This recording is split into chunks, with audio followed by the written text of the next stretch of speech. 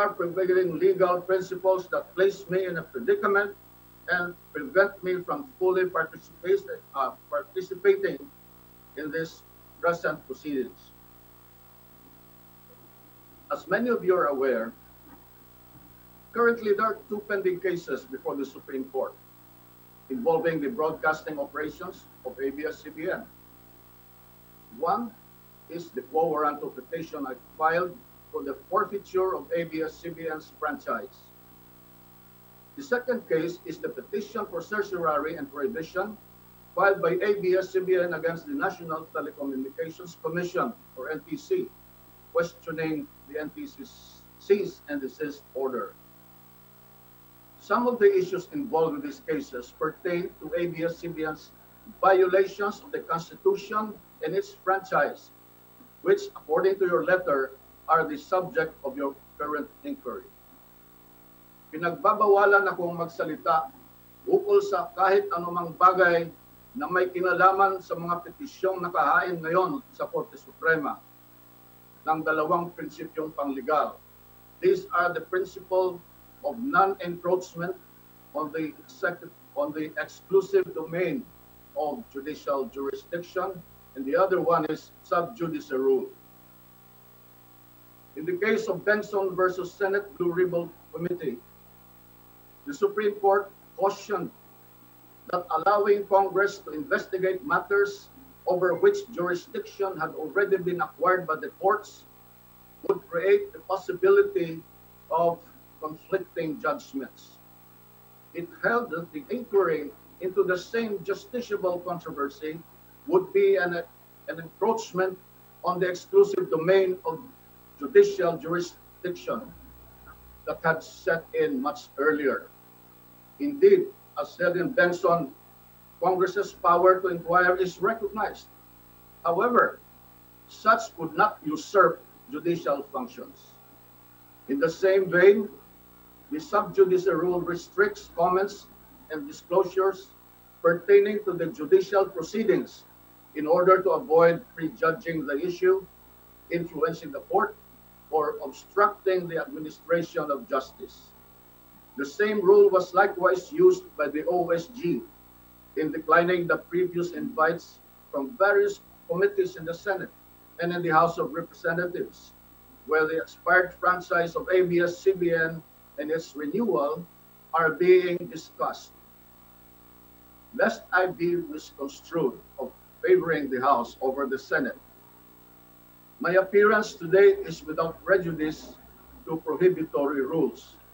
I come here to heed the Speaker's call last May 11, 2020, and I quote, "As a fellow lawyer and a government worker, we should be working together and not trying to bring down each other, unquote." As a matter of fact, the Republic filed on February 13, 2020, a very urgent motion for the issuance of gag order in the quo warranto petition invoking the sub judice rule.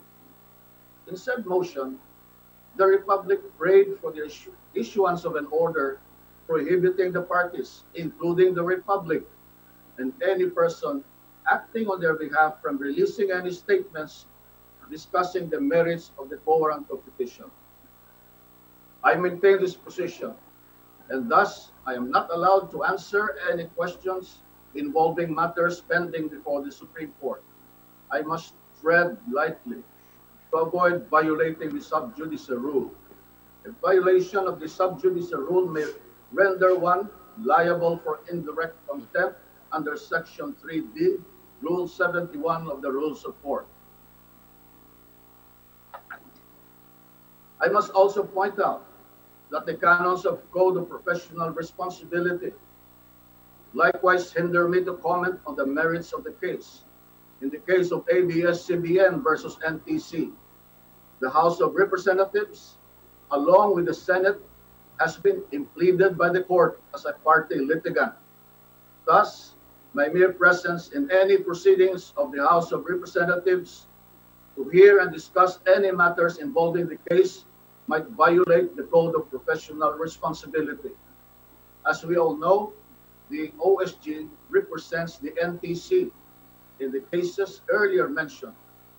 As with all lawyers, as Solicitor General, I am bound by the Code of Professional Responsibility, which obligate me to observe candor, fairness, and loyalty to my client, to keep fidelity to my client's cause, and to preserve the confidence of my client.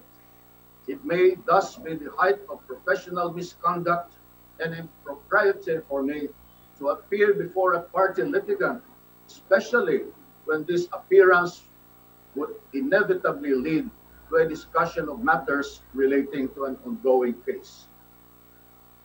More than OSG's role as counsel for NTC, OSG also acts as the direct representative of the Republic of the Philippines in certain proceedings.